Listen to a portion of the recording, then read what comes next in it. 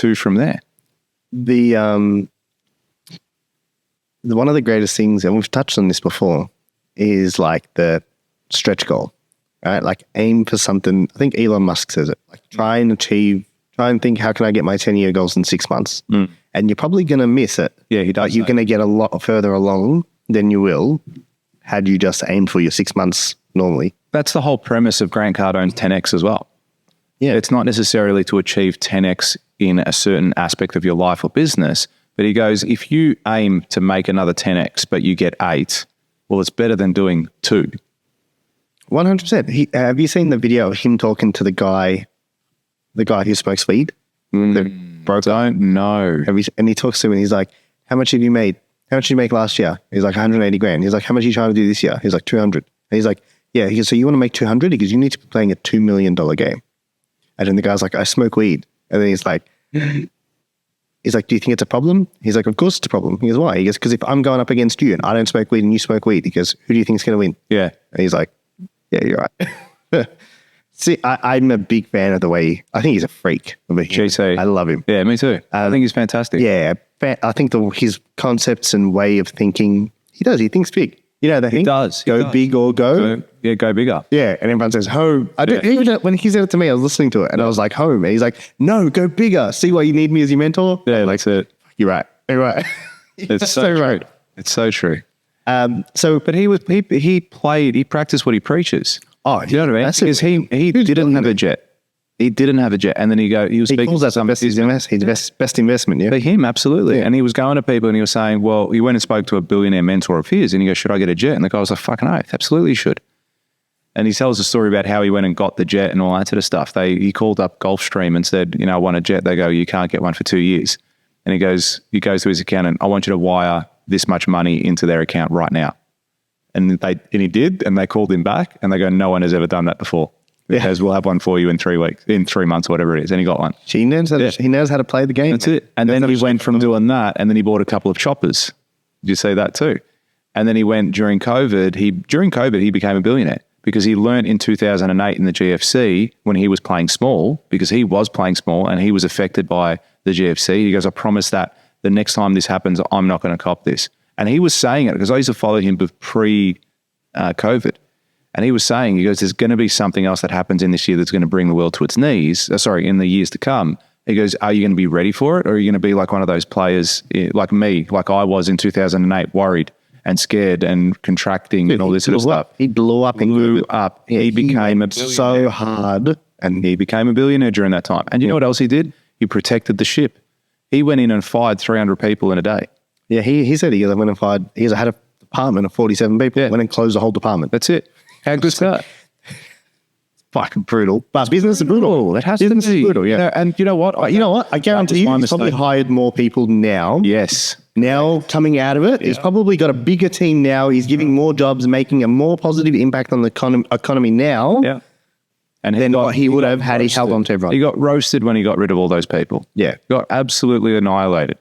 And he's like, no, I need to protect the core. I need to protect the ship. Yes, it's hard. I feel bad. I don't want to let these people go. They're good people. And some of them are high performers. Yeah, but then if the whole ship sinks, everyone's there goes 1,000 jobs. And so's he. Yeah. And his family and his livelihood and his career and his reputation and everything.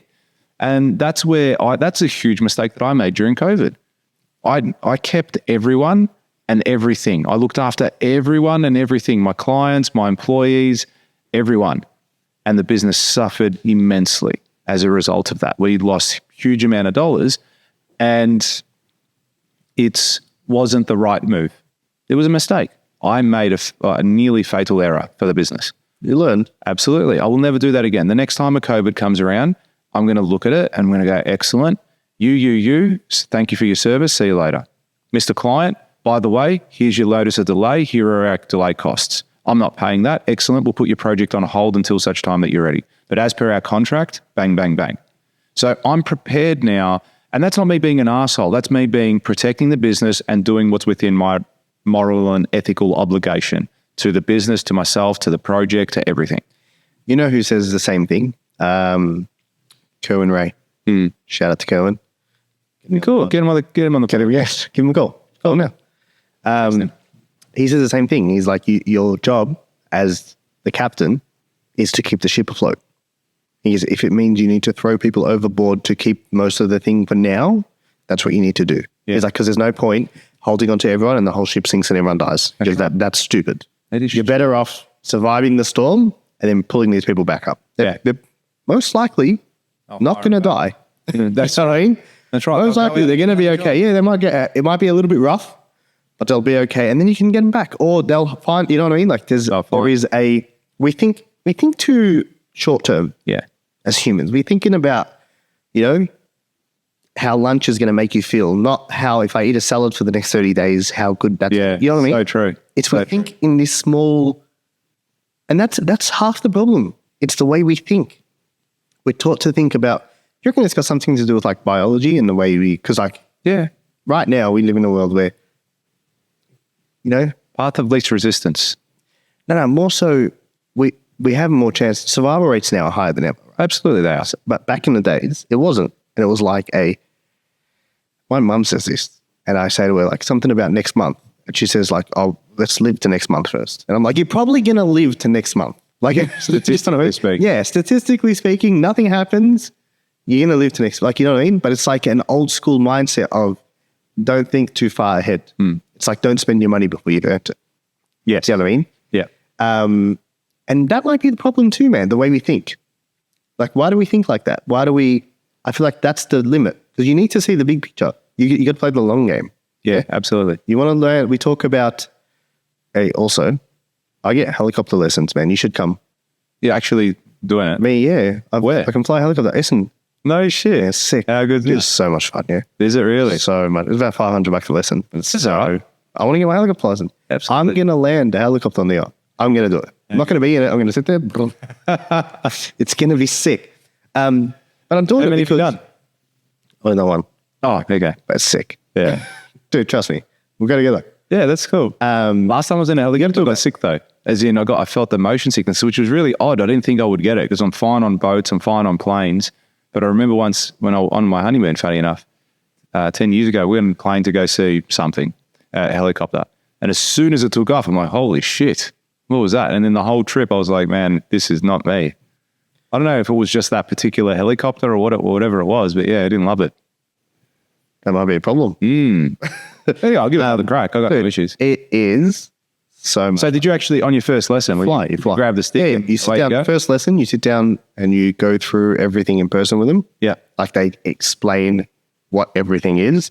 This does this does that, this is this. When you do this, you need to do that, blah, blah, blah. Okay, let's go. So about an hour, you spend an hour one-on-one. Teaches you everything. You understand, makes sense, yeah? Cool. Is there an ejector seat in the helicopter? No, Straight up into the chopper? But he's got controls as well. Yeah. So he's like, he'll take off and then he'll be in the air. And then so there's 3 controllers and he'll be like, okay, cool. I'm going to control 2. You take 1. Yeah, right. So he'll be like, you control this. Yeah. And like, okay, cool. Let it go. Okay, I've got it. I want you to now control this thing. Yeah. And he'll So you do control like the pedals. Control the pedals. Only pedals. And then you'll just control pedals. And then he'll be like, okay, good. Now control this. They'll be like, okay, I'm going to give you 2 now and I'll take 1. Yeah, and then he'll hand it over to you slowly. So you take 2, he'll take 1, and then he'll be like, all right, I'm going to give you free rein. Dude, and you're like in the middle of the air. This guy's a pro. Yeah, yeah. Like if you stuff something up, he's going to punch in the head, knock you out and take over. But he also shows you how dangerous the helicopter is. Yeah. I could imagine it would be. It took me sideways. Like we were sideways in the helicopter. I was going to throw up. And then he made the helicopter drop fast. Yeah. He's like, if you do this, this is what happens. And we just went like, and I was like, oh, like my stomach almost came out of my mouth, man. Like, and he's like, so don't do that. And I was like, all right. And thanks for fucking showing me like that. He was a pilot flyer, army pilot. Yeah. But yeah, really, really fun. But so is it, how many lessons do you have to do to get your license? How does it work? It's either 30 or 50 hours. Oh, so it just comes into hours. It's hours, yeah. So was that $500 a lesson? Is that for an hour? That was fake. Is it? I think I did 47 minutes of flying Yeah. that day. Yeah. Yeah. So it's a fair investment to get your license then. Yeah. It'll be like a 25, 30K. And that is just to get your private license, not commercial. So you can't fly for money. You can't fly for money. Oh, okay. You It's just fly fly for your own yourself. flight. That's just There's a lot of stuff you need to understand. Like you need to get on the thing, alpha pilot, something, taking off from here. And then you got to wait for approval, and they're like, "Yep, clear." And you get up and you take off, and there's a lot to it. But I want to have a helicopter. Good. Why not? Dude, helicopters are $100,000. People buy cars worth more than helicopters. You can get some good ones too. Remember that one I sent you? It looks sick. Yeah. They're like 150K. Like a cool chopper. Why would you not? For 150K, why would you not have a helicopter? If you lived how fast do they go? Out of curiosity, I wonder how fast they can go, some of these choppers. I think we'll go on about 200Ks. Yeah, that's pretty quick. Yeah, it doesn't feel like 200Ks. You're just like... But so to give you an idea, I flew from Essendon Airport, and he was just flying around there. And then I flew from there, and I flew all the way to the Westgate Bridge and all the way to the MCG, and then all the way back to Essendon Airport. No shit. Yeah. And how good's that? Not long. Yeah. Because if you had, say, property in Mansfield, which is probably a few hours away from Melbourne, Yeah. you could fly a chopper there, no worries. And I think a lot of people do because there's such big blocks and open blocks. Yeah, you get there in like 20 minutes. Yeah. As opposed, and land in your backyard. Leveraging time now. Yeah. Let's talk about it. You know what I mean? And then you can come here and you're like, great, let's go to wherever it's got to go. So yeah, when you come back here though, I imagine you can only land at airports and stuff like that. I would assume. Yeah, there's airspace rules. Yeah. Yeah. Yeah. So I can't just be coming here in Albert Park and put it in the middle of an oval and just like, hey, just live here. Drop it on Bay Street. Put the steering wheel lock on it. Yeah, so no one takes it. Yeah. Lock the wheel. That's it. Bike chain. Bike chain. Yeah, no, I don't think you could do that. But So if you like this clip and you want to watch another one, click just over here. Or if you want to watch the full episode, you can click over here. Don't forget to subscribe to the channel, and thanks for watching.